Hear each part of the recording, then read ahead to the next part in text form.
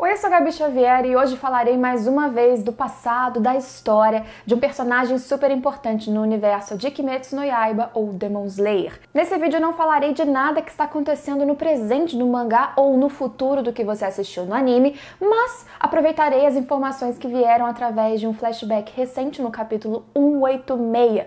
E através dessas informações nós vamos falar de todo o passado do maior espadachim que conhecemos nesse universo, daquele que teve a respiração inicial, a técnica de respiração que deu origem a todas as outras, a respiração do sol, ou Yoriichi, aquele que quase matou Muzan Kibutsuji.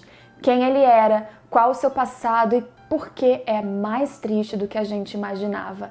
Vem comigo nessa jornada? Já comenta aqui embaixo se você quer mais Demon Slayer no canal e quais outros temas você gostaria que eu falasse aqui também. Deixa seu like, compartilha esse vídeo, se inscreve para não perder nenhum dos próximos e confere também depois o link da lojinha aqui do canal ou os produtos que estarão aparecendo logo abaixo do vídeo, que tem camisa, quadro, manga comprida, manga curta, vários modelos de estampas exclusivas. Confere lá depois. Yoriichi e seu irmão gêmeo Michikatsu nasceram no período Sengoku no Japão, filhos do líder do clã Tsugikuni, e só o nascimento de gêmeos não era uma boa notícia, especialmente naquela época, porque, por exemplo, criava um conflito ali na futura liderança do clã. Quem lideraria agora se os dois nasceram juntos, mesmo que um nasça antes do outro, é algo ali problemático, mas essa decisão não seria exatamente difícil para o pai do Yoriichi, porque o bebê nasceu com uma marca na testa, o que o seu irmão não teve. Por causa dessa marca,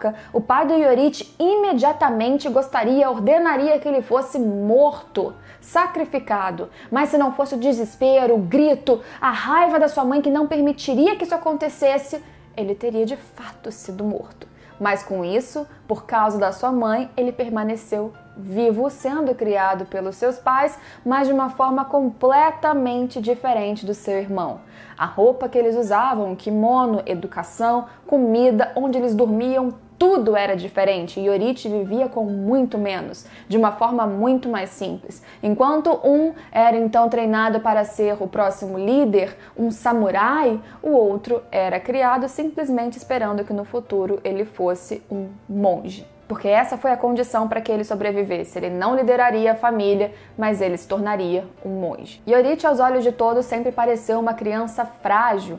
Ele não parecia escutar, portanto não falava também, era inexpressivo, ele vivia grudado ao lado esquerdo da sua mãe, sempre que ele a via, corria em direção a ela, a abraçava e andava grudado. Aos olhos do seu irmão, inclusive, ele era digno de pena, mas o irmão gostava muito dele. O irmão gêmeo parece que sofria bastante ali sob os cuidados do pai, talvez por cobrança, não temos exatamente essa informação, mas ainda assim, Yoriichi tinha o carinho do irmão. Mesmo que o pai controlasse todos os objetos que Michikatsu tinha, ele fez questão de produzir ele mesmo, algo que ele não ganhou, que ele fez com as próprias mãos, uma flauta para dar para o irmão Yoriichi, para que ele pudesse utilizá-la sempre que ele precisasse de ajuda. O irmão sempre estaria ali por ele. Isso ainda considerando que quando ele entregou essa flauta, ele tinha acabado de apanhar do pai. Ele surgiu com o rosto inchado, com sangue, e ainda assim sorriu para o Yoriichi e prometeu que estaria ali ao seu lado. Naquele ponto, Michikatsu acreditava que ele estava muito acima do irmão em diversas situações. O irmão parecia frágil, não falava, não se expressava, vivia com muito menos, não teria nenhuma interferência no seu futuro como um grande samurai, e enquanto ele treinava a espada, as habilidades de batalha, o irmão apenas ficava quieto, observando. Apesar do abandono do pai, Yoriichi sempre teve o carinho da sua mãe, uma mulher que, segundo ele, sempre rezou muito pelo bem de todos, que sempre rezou para o Deus do Sol e pela proteção daquele filho que lhe parecia tão frágil. E para ele, ela produziu 2 brincos que seriam 2 amuletos para que ele usasse. Sim, os brincos que hoje a gente vê na família Kamado e hoje mais ainda com Tanjiro. Mas a marca no rosto de Yoriichi não lhe trouxe apenas uma anomalia estética. Yoriichi era uma criança que enxergava o que os outros não viam. Segundo o que a gente lê, ele enxergava criaturas invisíveis, ou talvez ele conseguisse analisar substâncias, aura, e essas suas habilidades, um talento nato que ninguém conhecia, certo dia foram demonstrados para o seu irmão. Apesar da aparência de tudo que todos achavam que ele não era capaz de qualquer grande feito, em certo dia, quando Michikatsu estava treinando suas habilidades com espada, Yorite repentinamente fala, surpreendendo seu irmão gêmeo porque não sabia sequer que ele tinha capacidade de articular frases da forma que ele falou. E ele pergunta se o irmão gostaria de ser o maior samurai que existisse. E ali surge uma curiosidade no pequeno Yorite que pergunta se ele poderia treinar também. E ali, sem nunca ter pego em nada que lembrasse sequer uma espada, concentrado, e em pouquíssimo tempo ele faz diversos movimentos, vários golpes que Michikatsu sequer consegue compreender todos, e num instante ele deixa aquele que era o instrutor muito mais velho desacordado. Apesar de todo o treinamento do Michikatsu, ele nunca conseguiu sequer golpear o instrutor. E Yorite, que parecia frágil, sem nenhuma força, sem nenhuma habilidade sequer para falar, surge ali e num momento só, sem ninguém ter lhe ensinado, ele derrota um homem muito maior. Como ele fez aquilo?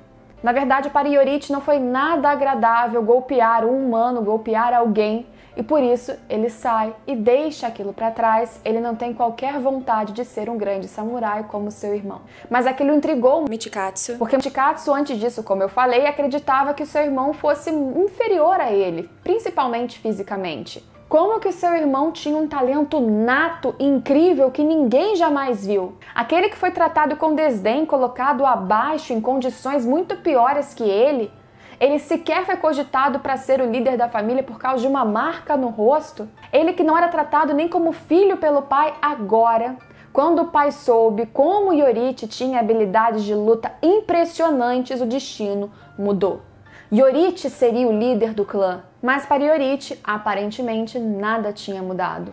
Em uma conversa com Michikatsu, ele fala que ele prefere muito mais brincadeiras de criança, jogos, soltar pipa, do que simplesmente lutar com espada. Aquilo não lhe agradava, ele não tinha vontade de voltar a fazer aquilo, por mais que ele tivesse claramente habilidades impressionantes. E para explicar por que e como ele teve a capacidade de deferir tantos golpes e derrotar alguém muito mais velho sem nunca ter feito isso, ele simplesmente disse que, como eu falei, ele enxerga, ele presta atenção em determinados movimentos que as pessoas geralmente não prestam atenção. Como, por exemplo, que o pulmão daquele adversário se enche logo antes dele deferir um golpe, a sua respiração, a sua circulação, a contração de músculos, tudo isso consegue mostrar o que ele fará em seguida. E isso era tão automático no Yorite que mescla com certeza algo que já lhe estava atribuído por causa dessa marca de nascença e também algo especial nesse ser.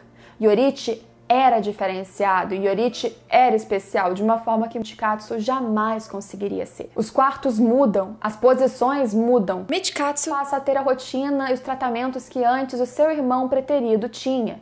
E em certo dia, Yorite surge no seu quarto e lhe fala que a sua mãe morreu. Assim, como se não tivesse surpreendido com os acontecimentos, e diz que ele partirá. Yorite decide partir porque ele não deseja conferir ao seu irmão o futuro que antes lhe cabia, de ser um monge. Yorite decide partir porque ele não queria liderar aquela família. Yorite vai logo após a morte da sua mãe, sozinho, sem carregar nada, exceto a flauta que o seu irmão lhe deu, e que ele fala que levaria sempre com ele como se fosse um pedaço do seu coração, porque o seu irmão era muito importante para ele, e é só isso que ele leva na sua jornada. E as surpresas de Michikatsu a respeito do seu irmão gêmeo não acabaram só naquele dia, porque depois que Yorite vai embora, Michikatsu encontra o diário da mãe deles e descobre que há muito tempo ela tinha uma doença que lhe acometia ou produzia efeitos no seu lado esquerdo do corpo. E Yorite sabia disso. Não era por fragilidade, por criancice, por carência que Yorite grudava na mãe sempre que a via, a abraçava pelo lado esquerdo. Na verdade, pela sua sensibilidade, por ver e perceber o que os outros não percebiam,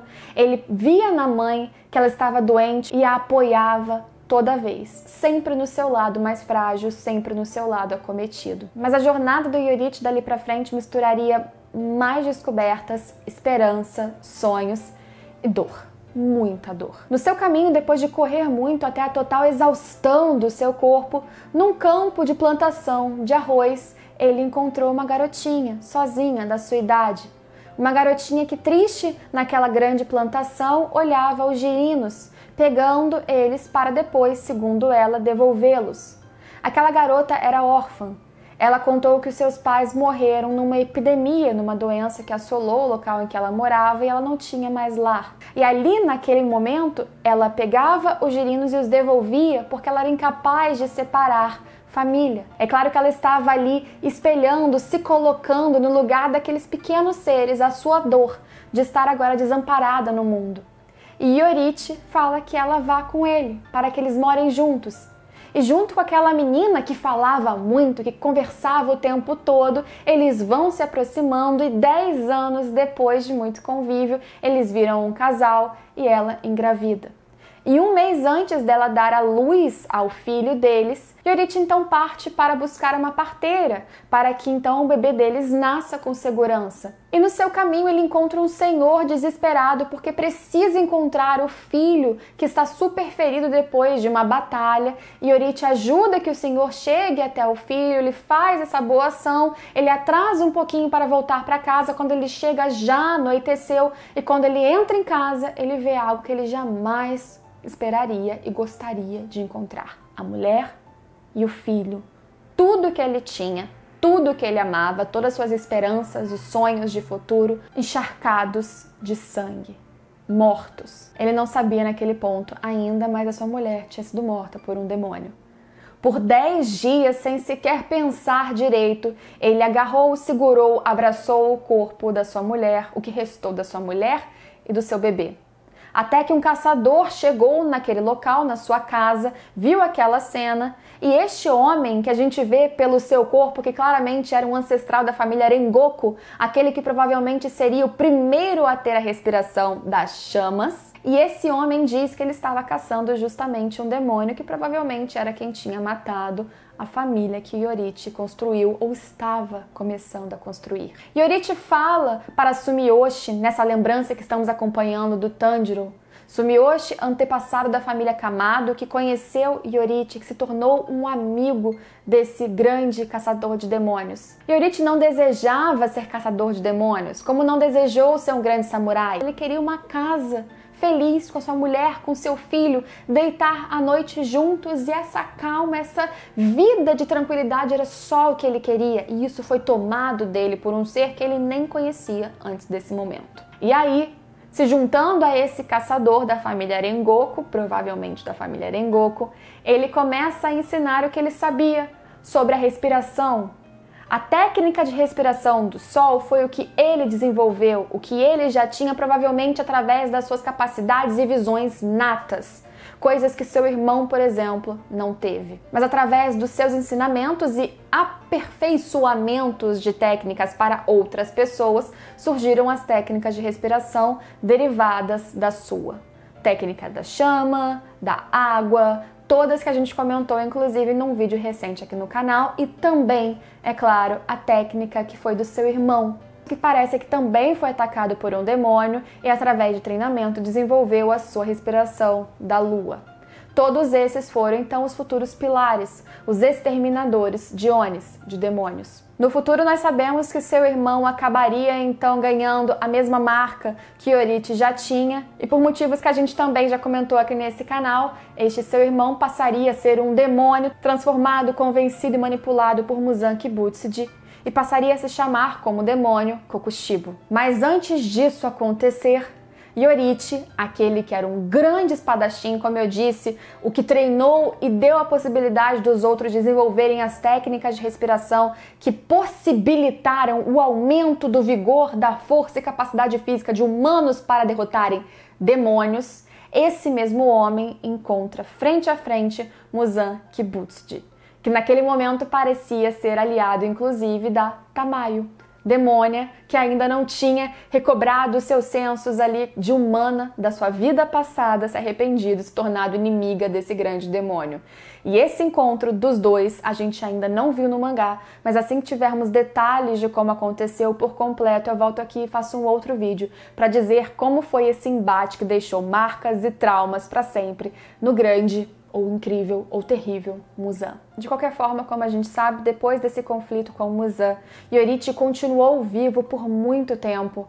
Depois de 60 anos sem ver o seu irmão já transformado em demônios, eles se reencontram. E mesmo carregando aquela flauta que o seu irmão lhe deu até o seu último instante, Yorite tinha como missão acabar com a vida do irmão que se tornou um demônio. Yorite foi aquele que, por um motivo que não conhecemos, ultrapassou o limite de vida dado por aquela marca que aumenta as capacidades do ser humano, mas limita a sua vida. Ele passou desse limite, ele viveu muito.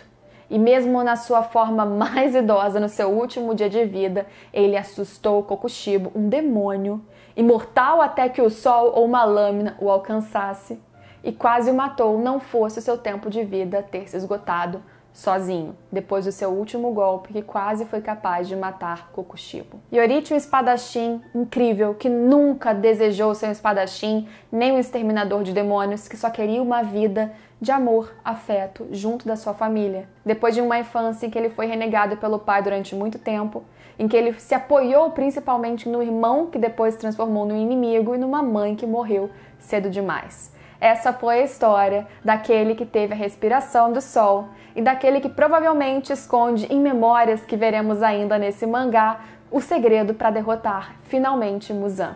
Deixa o seu like, comentário sobre Yorite, o que mais você quer ver aqui neste canal, se inscreve para você não perder nenhum dos próximos vídeos e clica no link aqui embaixo ou nos produtos que estarão aparecendo abaixo do vídeo para você conferir estampas, produtos exclusivos aqui do canal que você não encontra em lugar nenhum.